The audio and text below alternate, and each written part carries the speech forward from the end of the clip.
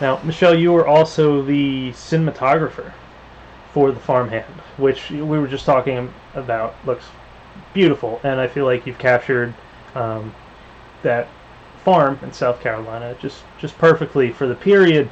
You felt the heat. I don't know how much of that was in camera, and if there was some slight tweaks in color grading, but it didn't feel like you were going for like a drastic processed look in post.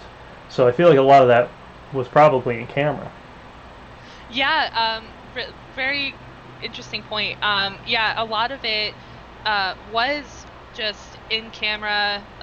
It was on set. There wasn't a lot of color grading that had to be done in post, just because it was so hot. I was saying how it was 115 degrees in some of those days in the summer. So you get it just gives such a different look to the actors. That they have sweat beaten on their faces, and everything is just so warm already. Just especially since we were just shooting outside. The South Carolina sun is super strong, and so a lot of it was through the camera. I didn't have to do too much tweaking in post, aside from actually those indoor shots. Sure. So yeah, definitely. Now, um, when we talk cinematography, there are so many aspects to that. There's your camera, your shot selection, your composition, which to me, like framing and composition are two separate things. Like your composition is Yeah. what you place in the frame, and then framing is just adjusting the framing. Like if you've got a close up, it's like, well, how do I frame this head? Yeah. Yeah. Do you operate the same way, or what's your thought process when you go through shot selection?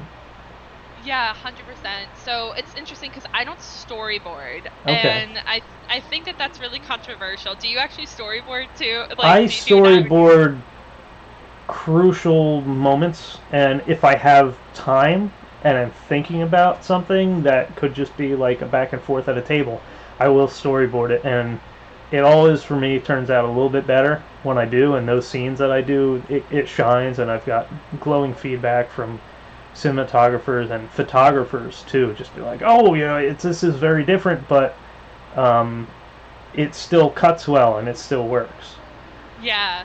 Yeah. I mean, I do love understand the importance of storyboarding, and I totally agree with you. It's really important to be able to map out those moments.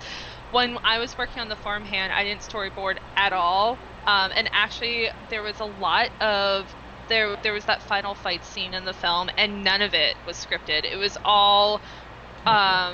just on that day.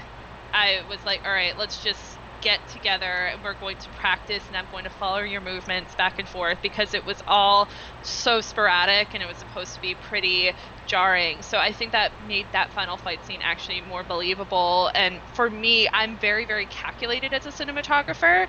I am the type of person who typically loves these slow dolly or slider movements, and I'm very, very calculated. I always have my shot sheets, and um with the farmhand, it really challenged me to go beyond that, and it challenged me to actually just throw some things out the window, especially when you're working on a farm that's operational with all these cows Mm. that have to be herded, and you're working Cow in in the heat. shot. Right.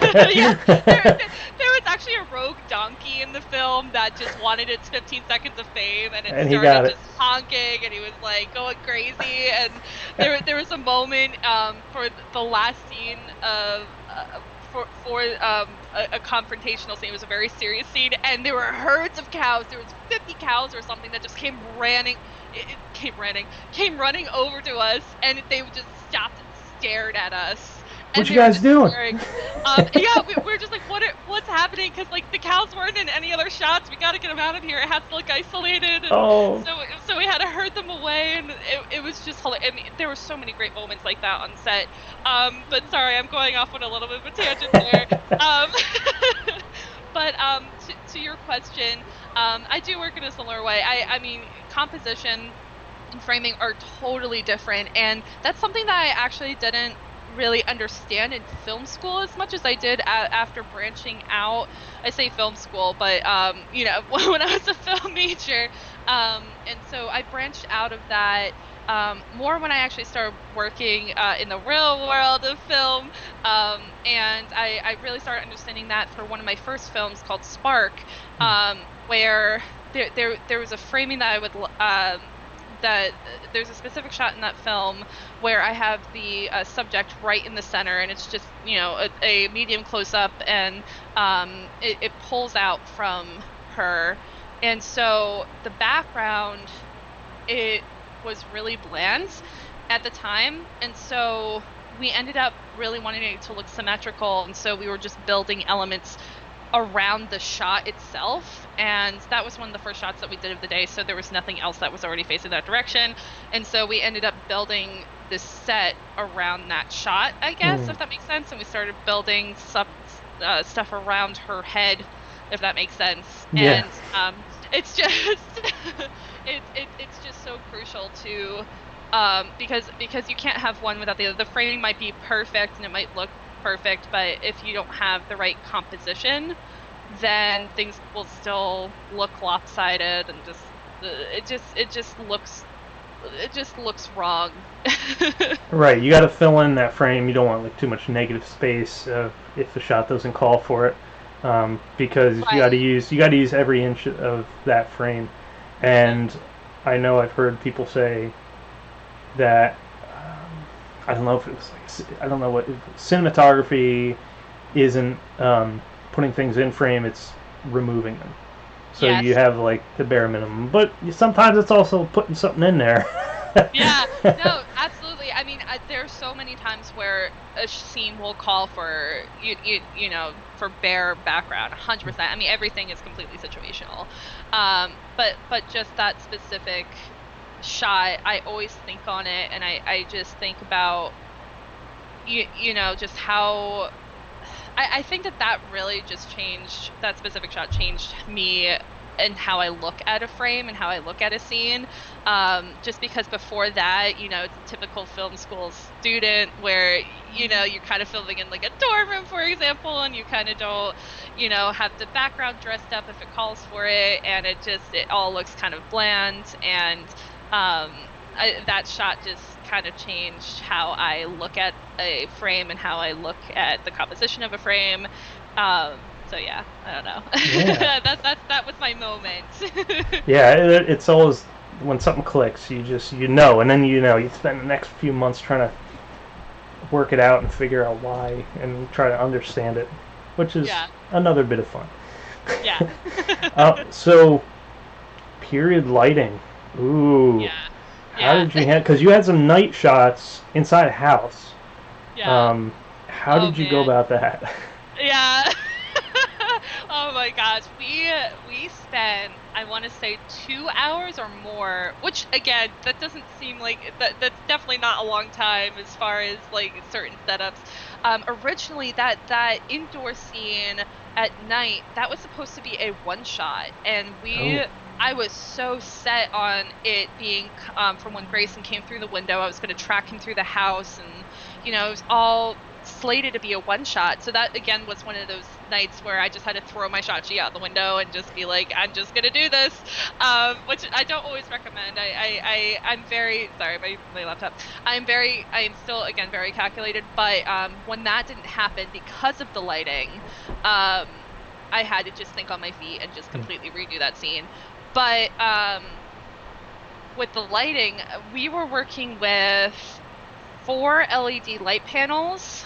And we were also working with just a couple of like little china balls, and we were trying to make it not seem, because especially when you're lighting inside of a home at night, you want it to look like a natural nighttime glow because the lights are supposed to be off. So we really wanted to make it really, really soft and natural. And there was one shot in it, which I initially wasn't going to do, but I used practical lighting in it as well when it's just shot down a hallway. And so that definitely actually helped glow into the other room and kind of create that moonlight yeah. effect. But overall, we had these really bright LED lights, and honestly, a lot of it had to be taken down in post, but we really just wanted to make sure it didn't look like a spotlight.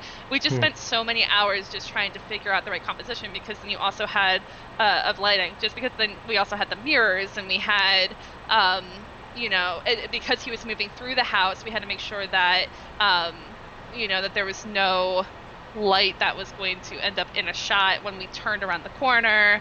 You just have to take every little thing into consideration, and it was definitely one of the biggest challenges of the whole film was that night. That was the only we filmed one other thing that day, but it was super short. That was basically all we had that night, and we filmed throughout the entire night just trying to get it right.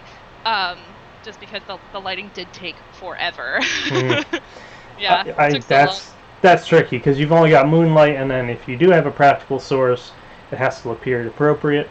It has to Yes. actually work Yes. as a lighting source to do what you want, because lights don't always do what you want. Um, so that's a tremendous undertaking to have to think about that. Did you use any like fog or smoke machines? So we actually were going to, and then it was too loud. So we ended up having to take it out. And there was a scene outside at night in front of a barn, and it had just rained. So it actually created, again, one of those things that worked out. It created its own haziness from the rain. We were actually stuck Nice. inside for a couple of nights. Yeah, for a couple nights. We were stuck inside for a couple hours waiting out the rain. And it ended up working out really well in that sense, where it created a natural haziness. And of course, with it just being so hot in general, there's a lot of natural haze. So yeah, we were going to actually use the smoke machine, but then once it was too loud, we're like, we can just nix it, kind of go from there and see what we can do to make up for that look that we were wanting. Hmm. I was also going to use, there was like this spray haze in a can. Yeah, I've Have you used ever that. did it? Yeah, has it worked out for you? Because obviously outside it's not very. I didn't think it would last I don't know outside. about using for outside. It Yeah, might blow away. It like makes its yeah, own little cloud. I've used it for an interior scene, and you pretty much have to respray every take.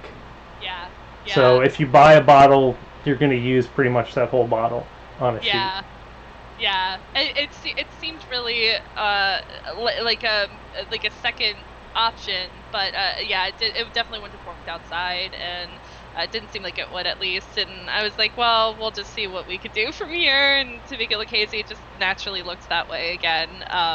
Very, very lucky. Worked Yeah. out. Do you think some of that was due to maybe humidity? Yes, oh, absolutely. It was 100% humidity every day, except in October, that October weekend that we filmed. Yeah, it was very, very humid. And we had like a little outhouse for all of the actors and for all the cast and crew, because when you're out working on the farm, you need somewhere to be able to cool off and go to the bathroom, Yeah. and anyone else that is not somewhere to eat. And it was one of those things where it was so hot, it's not like we can bring out a tent, like an air conditioned tent or something. It's just not going to do it. So the Sheelys, who owned the farm, they ended up creating, they had an old retail building on their site, and they refurbished the whole thing so that we can kind of have our little wardrobe area. And it was Nice. like three little rooms in this building, and we kind of all made it work that way too. Oh, they had to make everything easier. Yeah, yeah. How did you guys get around? You said it was a large property. Were you kind of like centralized in one location, or did you have like a golf cart or any way to truck people and equipment around? Yeah, so we basically just had a caravan of cars, and there was one crew member. There were a family, and they had this huge van that fit like 10 people in it, and it fit just so much of our equipment in it. So every time that I would definitely schedule it around the location. So I would try to minimalize how much we had to move throughout a day. But of course, you also have to know, like, people do have to go back to go to the bathroom, or they do have to cool off, and of course, it being so hot, we wanted extra cars so people can just go into the air conditioning if they needed to. So to get around, we definitely just caravan. There was always at least four cars, and it was a little rough in that sense because we were driving into cow pastures. Hmm. So so we had to make sure that the cows were away, and they were moved. They were so incredible. They were herding all these cows and moving them from pasture to pasture and just making sure that, they weren't in danger. No animals were harmed in the making of the film, kind of a thing. Good, you can put that at the end. Yeah, I think I definitely included it actually, just because you do see cows in some of these shots. And I'm like, I promise they're totally fine. Um, yeah, so we drove into some cow pastures. They moved all the cows into like the one that was next to it Mm, when we drove in.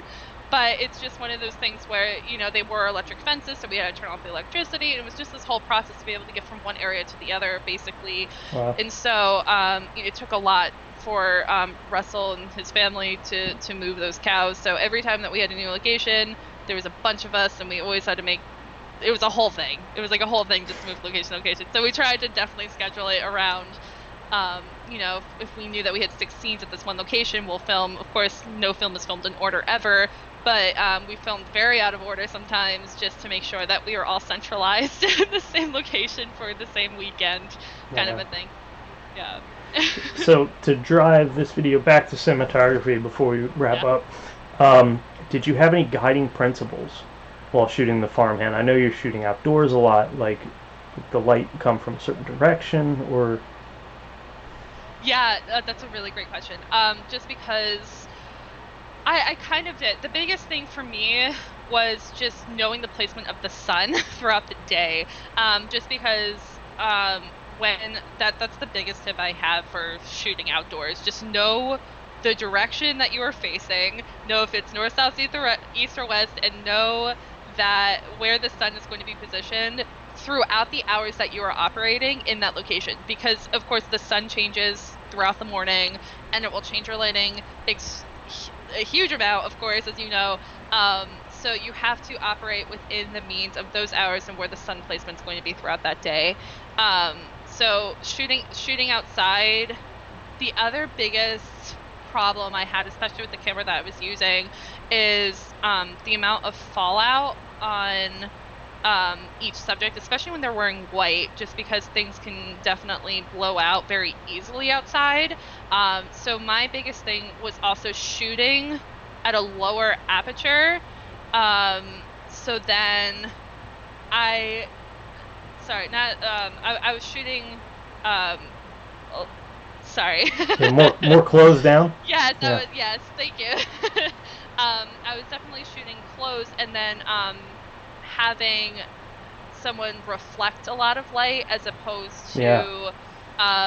as opposed to letting the sun create the shadows for me. It was definitely forcing shadows in the way, manipulating the sun in the way that I really wanted it to be manipulated.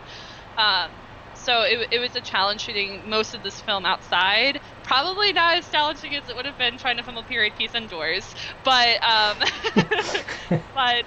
definitely dealing with the elements, it can be really tough, and just really shooting outside, just knowing, as far as the cinematography standpoint, knowing where your sun's going to be throughout the day is definitely the most important That's thing. yeah. Yeah. Wise words.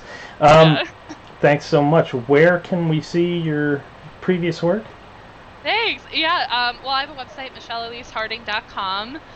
You can see all my previous work there, and the Farmhand is out on Amazon Prime. It's free for Prime members, or you can run it as low as 99 cents if you don't have a Prime membership. So yeah, just could see that's about it.